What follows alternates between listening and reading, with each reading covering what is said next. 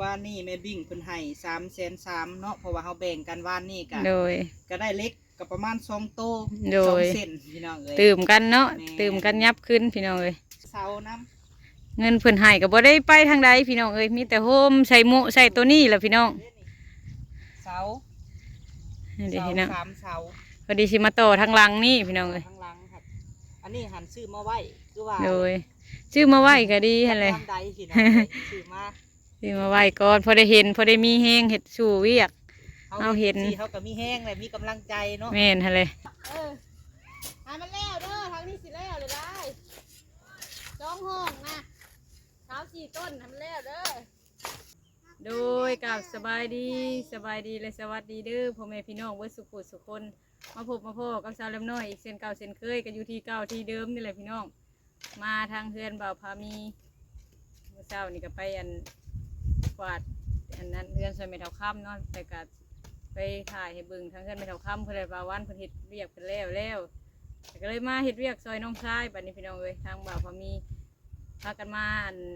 สะขี้ดินให้มันเพียงกันพี่น้องเอ้ยปรับหน้าดินอยู่ในเฮือนเพิ่นนี่แหละพี่น้องปรับไว้ลังเถื่อฝนตกห้ำหรือว่าป้าไว้เฮิงมันแน่นสะยากพี่น้องก็เลยพากันสะก่อนเฮ็ดซอยกันทางน้องไผ่กับน้องชายกับไปซอยเสี่ยวเพิ่นย่อชาวแท่งน้ำเพิ่นไม่เท่าค่ำหัวมันที่เพิ่นว่าบ่ไปก็ได้ก็เลยแบ่งกันไปพี่น้องเอ้ยแบ่งกันเฮ็ดเวียกน้องไผ่กับน้องชายเราไปย่อซอย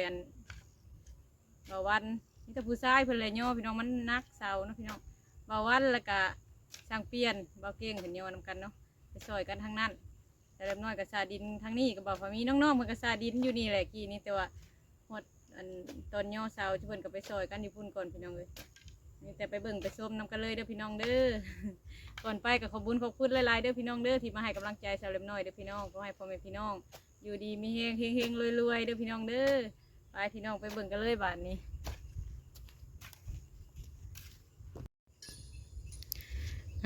โดยพี่น้องหลังจากเมื่อวานนี้พักกันสะได้2 ร่องทั้งหน้านี่แหละพี่น้องนี่2 ร่องอันนี้ก็ค่อยเฮ็ดไปเลยพี่น้องไปซอยเวียกทางนั้นเน่ทางนี้เน่ก็เลยว่าค่อยเฮ็ดไปอันนี้ก็พักกันสะแล้วร่องนี้พี่น้องมาร่องนี้บัดนี้ตัวนี้มันสูงเน่ได้สะลงหลุมโอ้ยสบายดีได้พี่น้องเด้อพากันสะดินผู้ทั้งน้องๆเพิ่นอยู่พูนพี่น้องผู้เพื่อนไม่เท่าคำผู้สะลงแน่เพราะว่าแท่งเข้มนี่มันยังต่ำอยู่โดยมีแต่ศีรษะลงไปข้างนั่นผัวข้างนั่นท่านเอาดินเข้าพี่น้องข้างทางนั้นท่านมีดินแล้วก็ขอบใจกันแลมเด้อพี่น้องมาซอยน้องเนาะโดยบ่เป็นยังดอกซอยกันเลยบัดที่เอื้อยน้องก็ไปซอยเพิ่นก็ไปซอยคือกันพี่น้องเลยย่างมากก็ยังมาซอยดีใจหลายย่างมาเลยบางมือกับน้องเพิ่นน้องเมื่อส่งบางมือกับบ่าวพามีเมื่อส่งขาเมื่อนะพี่น้องแต่ว่าขามาน่ะย่างเอ้าพี่น้องมันกับไผก็มาทางนั้นผู้ที่เพิ่นผัดเล็มน้อยก็ย่างมาเองพี่น้องเลยพี่น้องเลยคือว่าคอยเป็นคอยไปยังคนว่านกน้อยกำลังสั่งหั่งบ่คนนั้นโดยนกน้อยกำลังสั่งหั่งแหละซับนี่แหละก็เฮาน่ะซื้อเล็กแล้วก็แลมเลยนกน้อยกำลังเห็นหั่งบ่ล่ะสบายดีดูสาสบายดีลุงก่อนเขาจะไปซื้อไรเดอร์น่ะเอ้าไปโคมนะบ่าวกันนะสาวมาลินเลยวันนี้หันซื้อเล็กก็แลมเลยโดยอันนี้เพิ่นซื้อเล็กกากองอยู่ในพี่น้องเบิ่งอ้อยกองให้เบิ่งผู้ยาวอันละอยู่ในพี่น้องเลยต้องพาไปเบิ่งก่อนก็ได้เนาะเบิ่งเล็กก่อนเด้อพี่น้อง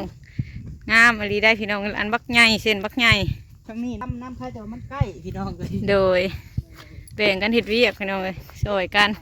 ซื้อมาที่นี่เลยแลมเลยนี่ไอเทลขี้ดินลิ่นไอเทลเด้อพี่น้องเด้อนี่ยังสิกวาดลงอยู่ป้าตัวพี่น้องผู้บักยาวๆเล็กแล้วกระทูบโจดพี่น้องเลยอันนี้ฮะจักอีหยังอันนี้ฮะเนาะจักแหละเขากับบูฮู้ค่ะไปกับสั่งรถโดยโทรนัดกันกับไอ้รถเพิ่นพี่น้องเลยไปพ่อกันญี่ปุ่นแหละ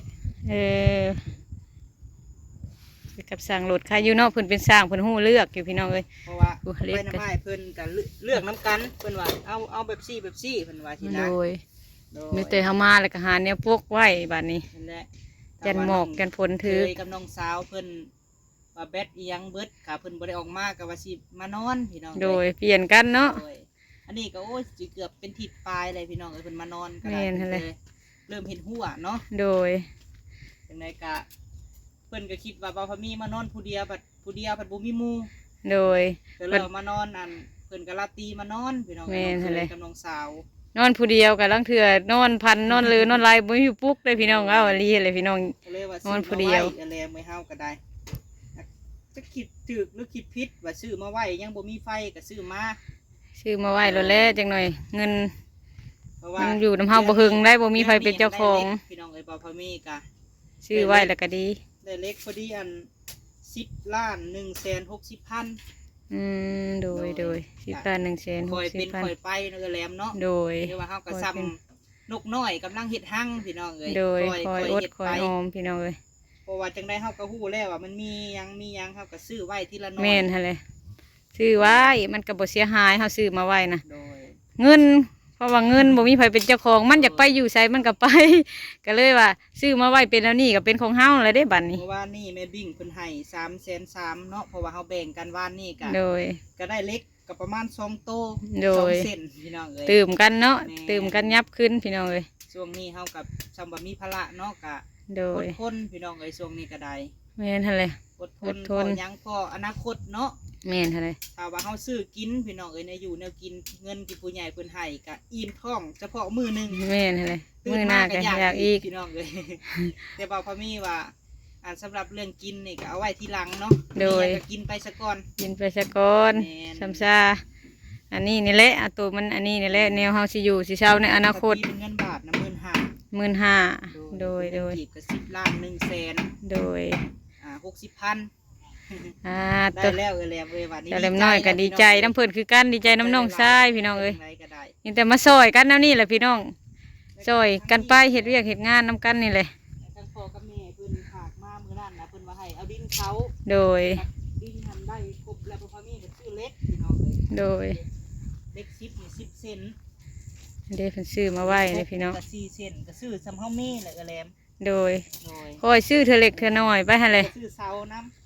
เงินเพิ่นให้ก็บ่ได้ไปทางใดพี่น้องเอ้ยมีแต่โฮมใส่หมุใส่ตัวนี้แหละพี่น้อง เสา นี่เด้พี่น้อง 3เสา พอดีสิมาต่อทางหลังนี่พี่น้องเอ้ย ข้างหลังครับอันนี้หันซื้อมาไว้คือว่า โดยซื้อมาไว้ก็ดีหั่นเลย ตามใดพี่น้องเอ้ยซื้อมา ซื้อมาไว้ก่อนพอได้เห็นพอได้มีแฮงเฮ็ดสู่เวียก เอาเห็น ที่เขาก็มีแห้งเลยมีกำลังใจเนาะ แม่นหั่นเลย คือเงินผู้ใหญ่ให้มาหรือว่าเพิ่นช่วยค่าน้ำมุงน้ำมันเก็บโฮมพี่น้องเพิ่นก็บ่พอมีก็ได้โฮมดึงมาใส่ให้มันพอหั่นแหละเสาบ่พอก็ให้มันพอเนาะสมมุติว่า เล็กๆน้อยๆตื่มกันบ่ได้ไปลิ้นไปกินทั่วทีบป้าพี่น้องผู้สะดินกะได้ลายห้องเติมเลยมาซอยกันพี่น้องเอ้ยซอยดึงกันขึ้นเล็กๆน้อยๆแม่นหั่นแหละสิได้คนลงข้างนั่นตัวนี้มันโนนสูงโพดโดยลงน้อยหนึงแต่เล็มน้อยก็เฮ็ดเวียกก่อนพี่น้องไว้ตั้งกล้องไว้ก่อนได้บาทนี่ได้ ได้เวลาตั้งกล้องเลยพี่น้องเอ้ยเวลามีแต่พากันตั้งกล้องแล้วก็เฮ็ดเวียกพี่น้องเอ้ยเฮ็ดเวียกซอยกันน้องเพิ่นก็เฮ็ดซอยแล้วกี้นี้แต่เพิ่นไปยกเสาตัวมันนักนะซอยเสี่ยวเพิ่นเสี่ยวเพิ่นเท่านั้น ทั้งเงินแม่คุณแม่แม่ปิ้งพอเพชรคุณไปเบิ่งเวียกคุณพี่น้อง แม่นเท่านั้น ใช่แต่ว่ามันใกล้เนาะเลย แม่นแค่แต่มันใกล้ย่างไปรถไปรถมาอยู่พี่น้องเอ้ย ถ้าเออแลเพิ่นมีเวียกอะไปพี่น้องเลย แม่นนั่นเลยเขาไปซอยกันพี่น้องเอ้ยอ่ะตั้งกล้องไว้ก่อนบัดนี้อ่ะไปเฮ็ดเวียกก่อนพี่น้องบัดนี้ยี่นี่ก็จกคุดทั้งบนได้มันแข็งก็จกคุดเดี๋ยวก็เป็นขึ้นสิลงอยู่ พวกเออแลมทมเลยบ่ลองคานนี่ทมเลยบ่ ผมในร่องข้างมันหั่นแหละเห็ดพอเพียงๆก็ไม่ได้สิลงเนาะผมเลือกลายพัดยันมันหาข้านดิน ใช่แต่ว่ามันบดพี่น้องไอ้ลูกหลานก็ได้บ่ซ้อเนาะไปเที่ยวก็ได้ อยู่เนี่ย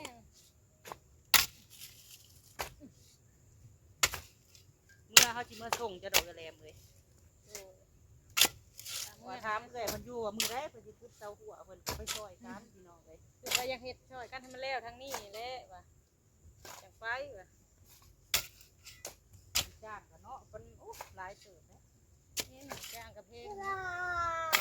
เงินไว้ซื้อเนี่ยอยู่ในกินอยู่บ้าน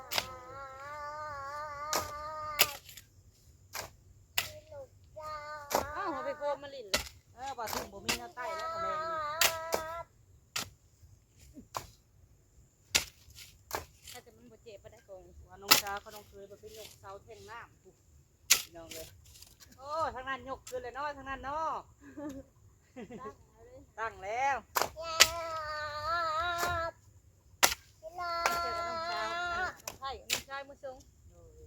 สี่เมื่อไว้เที่ยว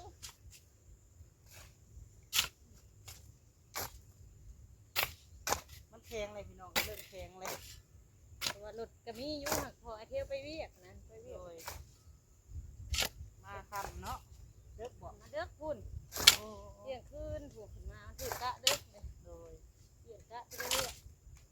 แล้วโทรใช้รอบผิด รถคันนี้มันเก่า แล้ว เนี่ย โท แล้ว รใช้รอบผิด โผล่มาให้แต่บ้านพอได้ที่ขี่ไว้เที่ยวอ่ะ โด รอย บใช้รอบ ดิ้วมันฮัก รอบใช้รอบ 3-4ดิ้วมัน รอบ มัน ใช้ เก่าร อบ เนี่ยตรงเล็กมันจะถึงแล้ว อ่าร อบใช้รอบ อ้าว อยู่ไปอ่ะอยู่ไปอ่ะ แล้วมันได้เงินก่อนแพงว่ะ คอยเป็นคอยไปเนาะอย่างก็ได้ ถ้าจะมันใกล้อยู่บ่ยากดอกยางมา เพราะคันว่าลัดป่านี่ได้เพราะจากลัด ได้บ่ได้ยังคาป่าอยู่นี่มันโค้งย้อนฮักโค้งของน้องโค้งโค้งมืดแต่มื้อนี้โอ้ยบรรยากาศมืดขึ้นโดยอย่ามาอย่ามีหูนะฮะไปลงจากนี่หูสิออกมาฮะหูออกมาเลยไอ้สำคัญ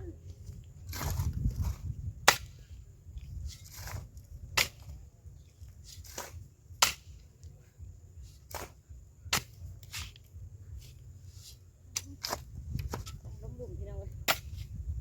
ไปแปลนอยู่ลุ่มเนาะ กวาดอยู่ลุ่ม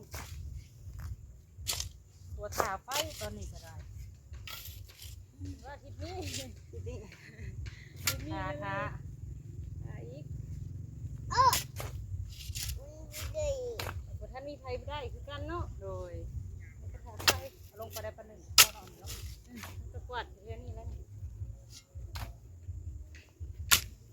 พอดี17รถพี่น้องไอ้ดินนี่ฮะ รวมเบิดหรือวะ17โหลดทั้งมีหลุมเนาะ บอสลุงพอดีเสาหา 17อยู่เทิงนี่ อยู่เทิง อยู่เทิงนี่17 อยู่ลุมแปด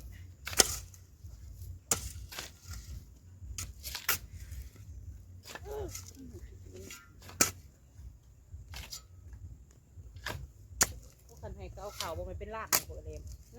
คันไหนคนเอาเข่าในเนาะ โอ้กว่าแล้วมันยากเอาเข้านะแต่ที่อยู่หินได้รถดินได้รถหนึ่งโอเค โดย นักประเทศดินเนี้ยมันนักกว่าเขาต้องใส่เครื่องถือสิเต็ม แพงเนาะ เกิดสิเต็มคนโง่เขาก็ได้ ทำไมเรียกออกเลยฮะนะ คดีเจ็บเขาให้เอาเพลง ไปกัดเขียดบ่ เด็กซุกมา เอาโคมไปกัดเขียดบ่ โคมเบาแต่บดไทยถูกเกิดขึ้นว่าศาสตร์อีกแล้วเลื่อนผมเลื่อนของเขามีเพื่อนคือเป็นภาษาศาสตร์เลื่อนเลยมันก็บอกเพื่อนเมื่อทั้งนั้นผมได้ไปเรียกทั้งนั้นไปใส่อย่างนั้นเพื่อนทั้งนั้นเสร็จแล้วเสร็จ เพิ่นไปคู่มือเนาะผมเคยนะช่วงนี้ก็บ่ได้ค่อยซื้อเนาะกระเลม ได้ครัวกิน บ่ได้ขอกินก็กินกุ้งลายในมื้อได้พี่น้องเลย มาพี่ก็ได้กินกุ้งเลยพี่น้องยูทูบนี่ก็ได้กินเพื่อนครัวไว้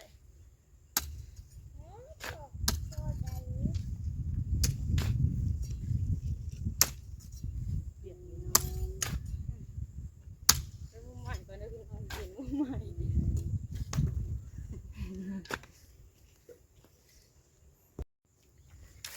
รถไฟน่ะ เปลี่ยนมามุมนี้ก่อนพี่น้องบัดนี้ นี่ที่รถนั่งทางหลังเด้อแม่ เปลี่ยนมุมบ่ แม่ให้พันนี่ที่รถทางหลังบ่ แม่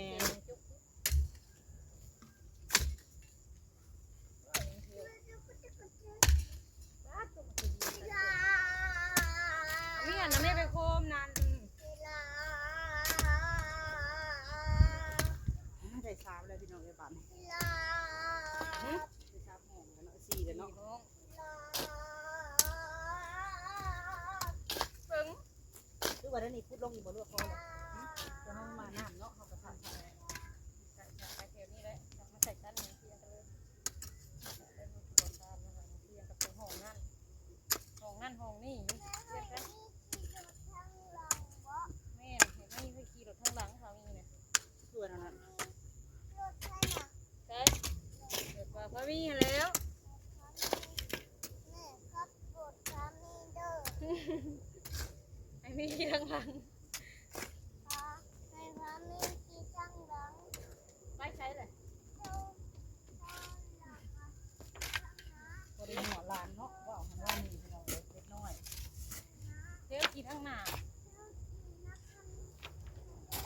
บ่ลูกเท่าไหร่แล้ว2 ปีปลายแล้ว ก็เก่งเนาะ 5-6 เดือนแล้วตายกันนะที่ฮอด3 ปีเดือนพฤษภาคมและฮอด3 ปีเอา ไข่นอกมาเนาะเจียว มา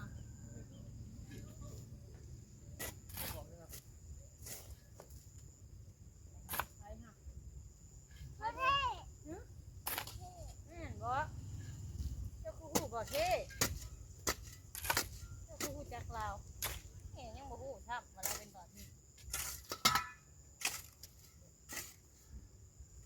นี่เบิ่งดูฝั่งไหนมันยังนวลนี่บ่เท่นะ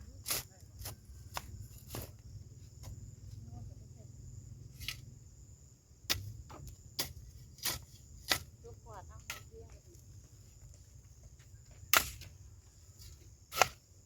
าเว้ยใส่คลิปบ่พอที น่าจะคนซิมก็เนาะ สมูน จับมูซาหัวเอาว่าจับมูซาหัว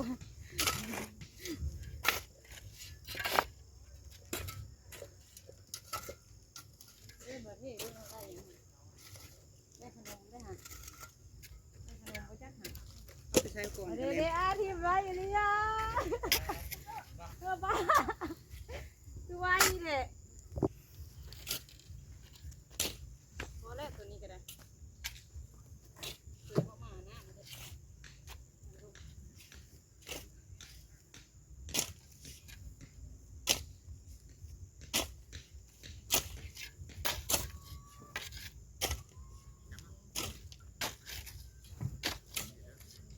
กล้องซุ่มเฮานี่แบบภาพบรรยายพี่น้องเอ้ย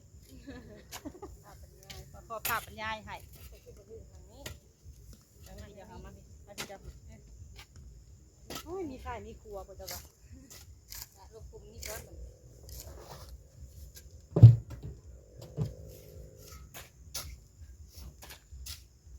เดี๋ยวไปกินขนมมาเดียว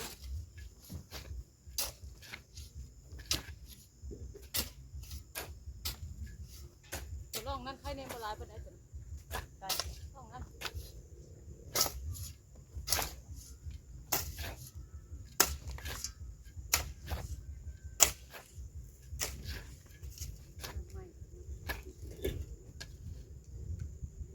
กินยังเดียว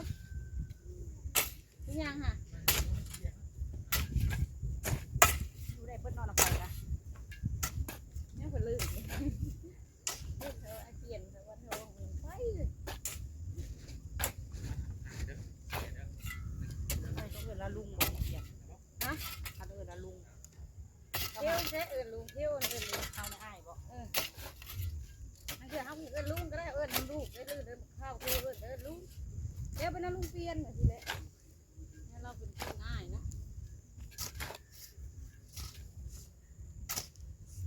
สาวปลายลูกเราก็สาวปลายบ่ลูกเรา นู้นเนี่ยเราตก แล้วยังเราก็ไปเข้าเนาะ เนี่ยเราไปขายเราก็ยังแบบไม่ได้มีเมียสวยสวยนี่เนาะ ไปโสดบ่ อย่างอื่นเราง่ายแล้ว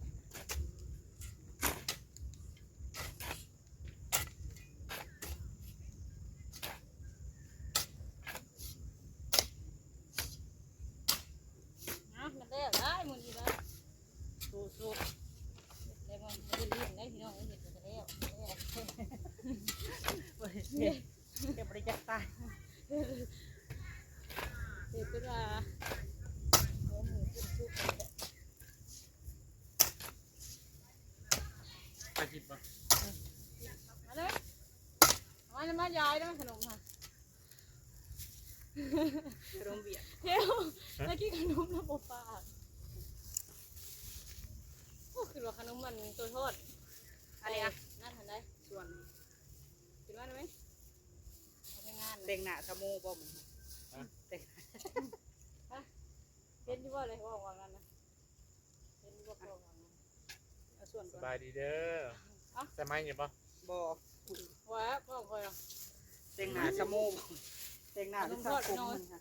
สระผม ชาวผมท สบายดีพี่น้อง ถูกป่ะถูกแล้ว นั่นแหละ ำข้าวลงลุงแล้ว มันเต็ม อาจารย์เนี่ย ลงลุง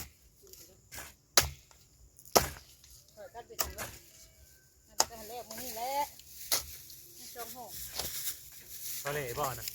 ทะเลบ่อยู่ เห็นอยู่มุมนี้ก็ได้อยู่ เพิ่นเรียกเพ่งเสาเพ่งหน้า มาโผล่อยู่ช่องสาเลมมัน มันเป็นตั้งแต่ถ่าย ฮะ ตั้งแต่ถ่ายคลิปมากเลยดิ เป็นหยัง วันนี้ค่ะก็ได้เขาช่องก่อน ว้าคนลุกเด้ ตัวนี้มันเตะรักมือมาจ้ะที่นี่นะมาส่ง ไปเป็นหาส่วนก่อน รับมือมาจ้ะยังปิ้วปิ้วเริ่มจะกัน ถ้าจะใกล้กันเนาะ หามันแล้วเด้อทางนี้สิแล้วเลยได้จ้องห้องนะเท้า4 ต้นทำแล้วเด้อเท่นะเท่ โม ก ย ระ แล้ โล ว ด มือนี้หาประเทศ มันนี่บ่ เท่กระโล ไม่ ด ไปนะ ไปเออ ไปเกี่ยวกับ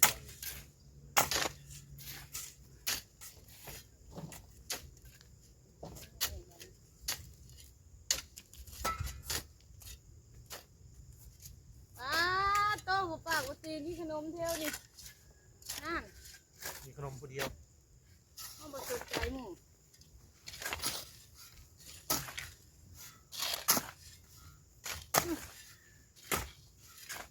สั่นหนึ่ง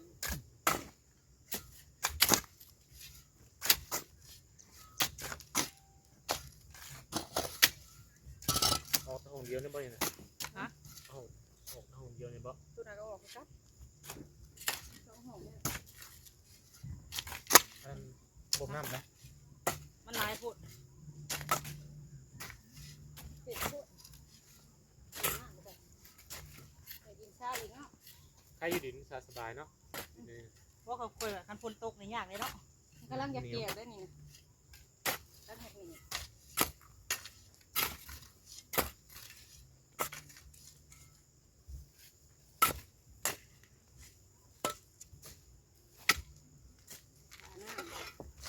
แต่เขาจ้างอยู่บ้านรถแสดงเพลง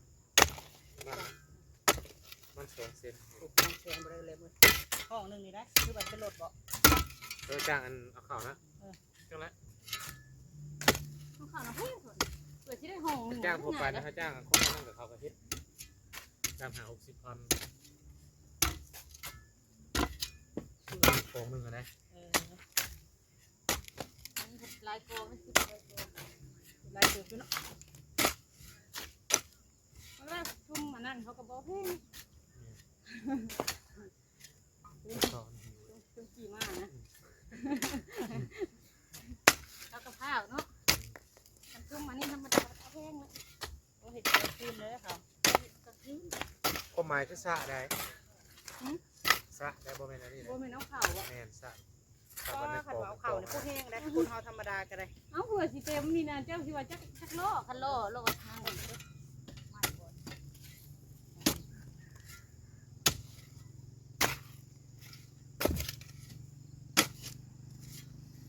จนว่าเย็บเบิดเลยส่วงตัวแรกเป็นเอาพุทธสื่อนี้ทั้งนี้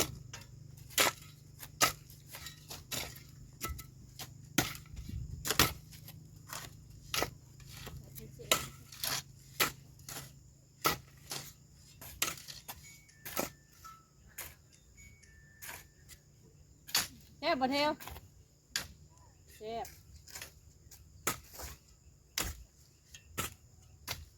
จกทางหลังจบ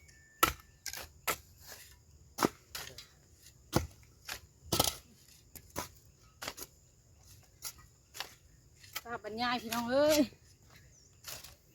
มาแต่ถ่ายไปหัวบ่เบิ่งเพิ่นบ่เห็นเพิ่นว่า แจ้งอยู่บ่ แจ้งอยู่ยังห้องนี่แหละพี่น้องแล้วก็ห้องบนตั้งกล้องอยู่นี่ก็แล้วสายหันก็แล้วทางน่ะโอ้4 ห้องทั้งนั้นแล้วเลยยังห้องนี้พี่น้องสำหรับคลิปนี้ก็จะขอจบคลิปก่อนเด้อพี่น้องเด้อก็สิพากันเฮ็ดเวียกให้มันแล้วก่อนบัดนี้เป็นแนวใดก็เบิ่งให้เด้อพี่น้องเด้อมีแต่ตั้งกล้องไว้แล้วเฮ็ดเวียกฝากเบิ่งฝากชมให้เด้อพี่น้องเป็นกำลังใจให้เด้อสำหรับคลิปนี้ก็ขอลาไปก่อนแล้วเสร็จเวียกก็สบายดีเด้อทางนั้นเด้อ บายพี่น้อง สบายดี